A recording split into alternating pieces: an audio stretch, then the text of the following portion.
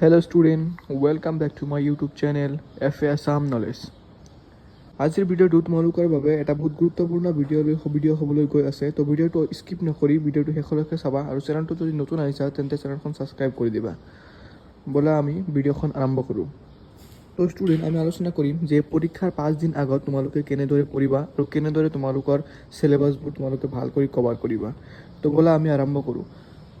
তো 5 দিনৰ মাজত প্ৰথম দিনত তোমালোকে কি কৰিবা, তোমালোকে প্ৰথম দিনত ষ্টাডি মেইন টেক্সট বুক মানে তোমালোকে মেইন কিতাপখন পঢ়িবা। মেইন কিতাপখনৰ লগতে লং আনচাৰ টাইপ কুৱেশ্যন যে থাকে লং আনচাৰ টাইপ কুৱেশ্যনবোৰ পঢ়িবা। মানে মেইন কিতাপখন ভালদৰে একফালৰ পৰা পঢ়ি কেনে তোমালোকে একদিনত যদি নহয় 2 দিন ল'বা, তোমালোকৰ মানে 5 দিন হিচাপ কৰি ল'বা। তো ফাৰ্ষ্টৰ দিনত তোমালোকে মেইন টেক্সটখন পঢ়িবা।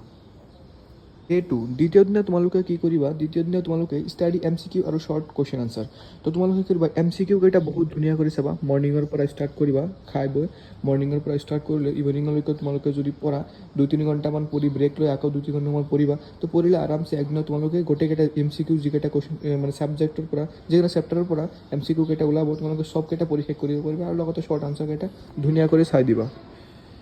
লগতে শ্বৰ্ট আনচাৰ কেইটা ধুনীয়া কৰি পঢ়িবা। তো এনেকৈ পঢ়িলে তোমালোকে MCQ কেইটা শেষ কৰিব পাৰিবা, গোটেইখন কিতাপৰ পৰা শেষ কৰি দিব পাৰিবা। Day 3 আছে ষ্টাডি গ্ৰামাৰ পৰ্শ্যন, মানে গ্ৰামাৰ পৰ্শ্যন কেইটা পঢ়িবা। যেনেকুৱা তোমালোকৰ এছে আছে, নেৰেশ্যন আছে। তো তোমালোকে ধুনীয়া কৰি তৃতীয় দিনা গ্ৰামাৰ কেইখন পঢ়িবা। গ্ৰামাৰ কেইটা মানে কি কৰিবা, তোমালোকে মানে এটা যাতে বাদ নাযায়। তৃতীয় নম্বৰ দিনা তোমালোকে গ্ৰামাৰ ধুনীয়া কৰি গ্ৰামাৰ পঢ়িবা। গ্ৰামাৰ একদম যি আছে চব পঢ়িবা। তো পঢ়ি কিনে গ্ৰামাৰ কেইটা শেষ কৰি দিবা। এছে আছে যিকেইটা যিমান আছে এছে লেটাৰ ৰাইটিং তো চব পঢ়িবা তোমালোকে। এতিয়া বোলে আমি Day 4লৈ যাওঁ। Day 4ত আছে তোমালোকৰ important questions, previous year questions from school. আৰু তোমালোকে মানে কি ইম্পৰ্টেণ্ট কুৱেশ্যন কোনবিলাক হয়, যেনে তোমালোকৰ স্কুলৰ পৰা তোমালোকৰ টিচাৰবিলাকে কিছুমান ইম্পৰ্টেণ্ট কুৱেশ্যন যদি দেখাই দিছে আৰু তোমালোকে যদি ইউটিউব ভিডিঅ'ৰ পৰা কিছুমান ইম্পৰ্টেণ্ট কুৱেশ্যনবোৰ লৈছা, ইম্পৰ্টেণ্ট কুৱেশ্যনবোৰ চাইছা, তোমালোকে যদি এই টেষ্ট পেপাৰবোৰ পঢ়িছা, তো এইবিলাক হয় ইম্পৰ্টেণ্ট কুৱেশ্যন। তো এই 4 নম্বৰ দিনত তোমালোকে এইবোৰ ভাল কৰি চাবা, মানে এনালাইজ কৰিবা। তোমালোকে যে ইমান দিন মেইন টেক্সটৰ পৰা কিতাপৰ পৰা আৰু তোমালোকে যে পঢ়িলা MCQ কেইটা পঢ়িলা, শ্বৰ্ট আনচাৰ পঢ়িলা, তোমালোকে কিমান দূৰ পঢ়িব পাৰিছা। যদি তোমালোকে 4 নম্বৰ দিনা যদি বুজি পোৱা যে ইম্পৰ্টেণ্ট কুৱেশ্যন এইবিলাকে হয়, মানে তোমালোকে যদি লাগে এইটোতো মই পঢ়ি আহিছোঁ চেপ্টাৰত আছে, তো তেন্তে তোমালোকৰ আৰু কোনো চিন্তা নাই, তোমালোকে আৰামছে একদম ভাল ৰিজাল্ট কৰিব পাৰিবা।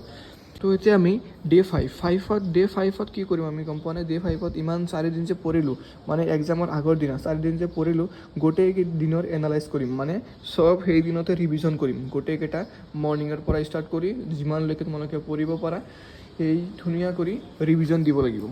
মানে main text book, grammar, previous year question, important question চব তোমালোকে ৰিভিজন দিবা। ৰিভিজন দি কেনে ভাল কৰি পঢ়ি ল'বা। আৰু এটা কথা, তোমালোকে এক্সামৰ ৰাতি কিন্তু ইমান গোটেই ৰাতি পঢ়ি নাথাকিবা।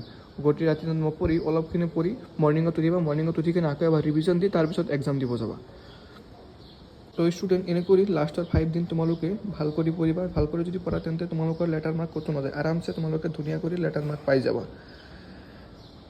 তো আজিৰ ভিডিঅ'খন আমি ইয়াতে সমাপ্ত কৰিছোঁ। যদি তোমালোকৰ কিবা ডাউট থাকে তেন্তে তোমালোকে কমেণ্ট ছেকশ্যনত জনাব পাৰা।